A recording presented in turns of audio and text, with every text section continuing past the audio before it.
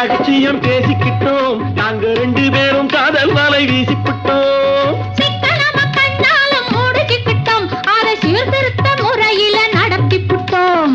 பெத்தாலும் 1 2 பெத்து போடுவோம், அதுக்கு ஒத்துமையா 2 பேரும் பாடுபடுவோம். ஊதாரி பிள்ளைகளை பெக்க மாட்டோம், அது ஊரு வந்து வாங்கும்படி வைக்க மாட்டோம். நாங்க புதுசா